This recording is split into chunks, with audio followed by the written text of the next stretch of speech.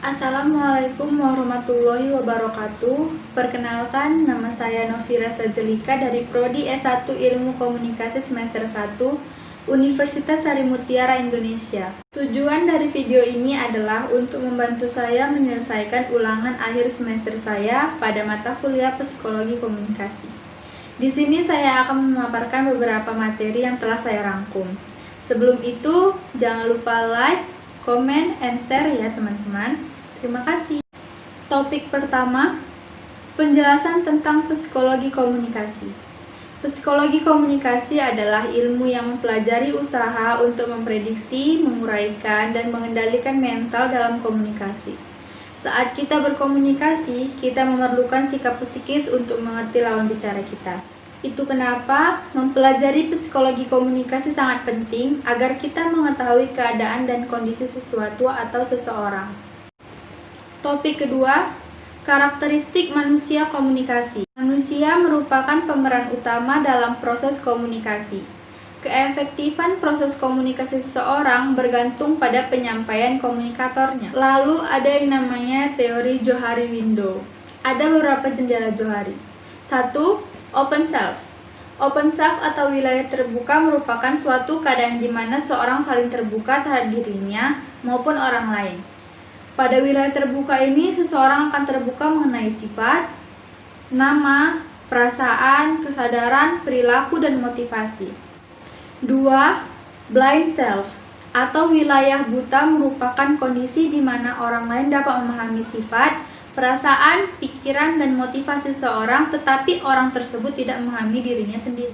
3. Hidden self atau wilayah tersembunyi atau rahasia adalah keadaan di mana seseorang memiliki kemampuan untuk menyembunyikan atau merahasiakan sebagian hal yang dianggap tidak perlu untuk dipublikasikan.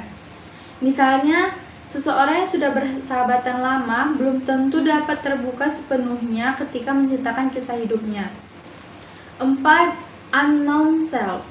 Seseorang yang tidak dapat memahami dirinya sendiri, bahkan orang lain pun tidak dapat mengenalinya. Wilayah ini merupakan wilayah yang tidak dapat menciptakan interaksi dan komunikasi yang efektif karena keduanya sama-sama merasa tidak ada pemahaman. Topik ketiga, sistem komunikasi intrapersonal. Komunikasi intrapribadi atau pembicaraan antara diri sendiri dengan Tuhan. Aktivasi dari komunikasi intrapersonal yang dapat dilakukan sehari-hari ialah berdoa, bersyukur, introspeksi diri, dan berimajinasi secara kreatif. Tahap-tahap komunikasi intrapersonal. Sensasi, yaitu menyerap segala hal yang diinformasikan oleh panca indera. Persepsi, yaitu pengalaman tentang objek. Memori, yaitu sistem untuk menyimpan segala informasi. Berpikir, yaitu mengolah informasi untuk memenuhi kebutuhan atau memberikan respon. Topik keempat, sistem komunikasi interpersonal, tentang persepsi interpersonal.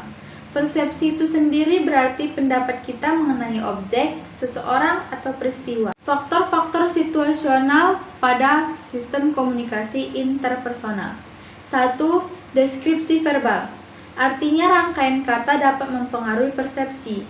2. Petunjuk prosemik. Artinya jarak yang dibangun dalam hubungan akan mempengaruhi persepsi. 3. Petunjuk kinesik. Artinya gerakan seseorang dapat mempengaruhi persepsi. 4. Petunjuk wajah. Artinya ekspresi seseorang dapat menjadi sumber informasi yang akan mempengaruhi persepsi. 5. Petunjuk paralinguistik. Artinya cara orang menyampaikan nada bicaranya atau tempo tinggi rendah nada bicaranya itu dapat mempengaruhi persepsi. Topik kelima, sistem komunikasi interpersonal tentang konsep diri. Konsep diri adalah pandangan dan perasaan kita terhadap diri kita.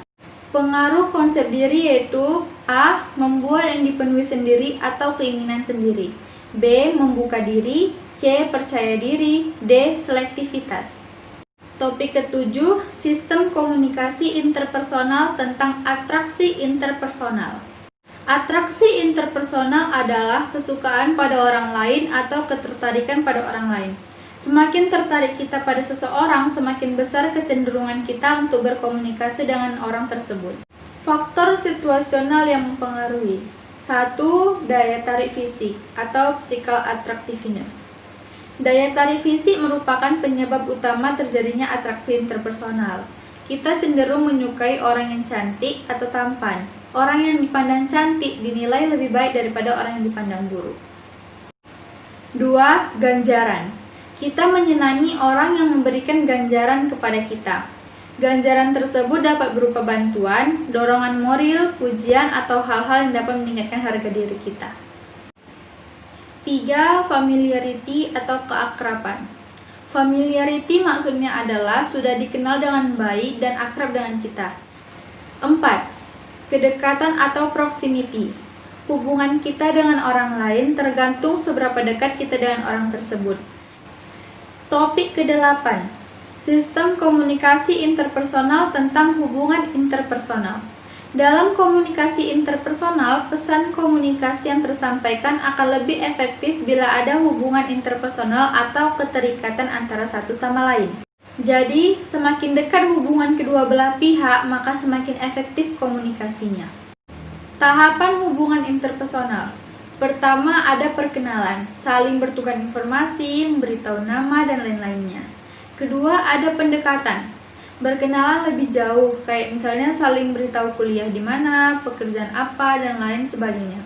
Ketiga, ada konfirmasi.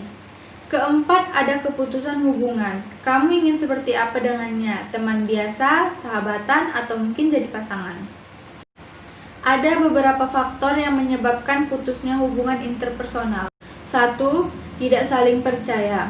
Sama-sama memiliki kebohongan, tidak adanya keterbukaan satu sama lain. 2. Perubahan perilaku. Mungkin yang dari sikapnya ramah, tiba-tiba jadi sombong, kita jadi malas kan berteman dengan orang sombong. 3. Kesalahan yang beruntun. Ketika kita memiliki pacar dan ia selalu melakukan kesalahan, ngomongnya doang bakal berubah, nyatanya dia masih melakukan kesalahan yang sama. Pasti kita juga jadi males kan berhubungan dengan dia lagi. 4. Konflik berkepanjangan. Hal ini sama dengan seperti poin ketiga, yaitu kesalahan yang beruntun. Kalau kita punya hubungan antar teman, keluarga, atau mungkin pacar, lalu kita selalu berantem nih, kita pasti akan milih untuk gak berhubungan lagi dengannya kan?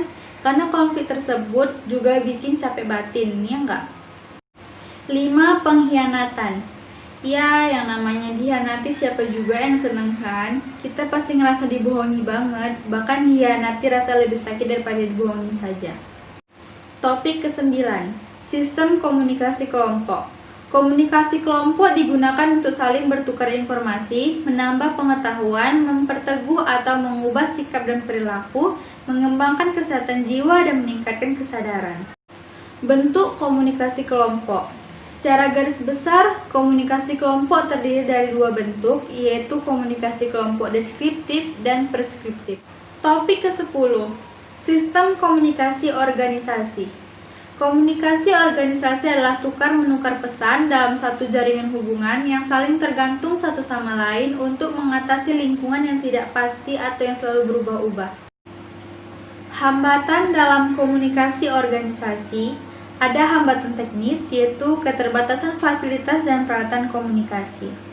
Jenis hambatan teknis dari komunikasi yaitu tidak adanya rencana atau prosedur kerja yang jelas, kurangnya informasi atau penjelasan, kurangnya keterampilan membaca. Ada yang namanya hambatan semantik, yaitu gangguan atau hambatan dalam proses penyampaian pengertian atau ide secara efektif. Lalu ada hambatan manusiawi, terjadi karena adanya faktor emosi dan prasangka pribadi, persepsi, kecakapan atau ketidakcakapan, kemampuan atau ketidakmampuan alat-alat panca indera seseorang. Sekian dari video ini, semoga dapat bermanfaat dan dapat membantu saya menyelesaikan ulangan akhir semester. Maaf jika ada salah-salah kata atau informasi ini masih kurang memuaskan. Terima kasih.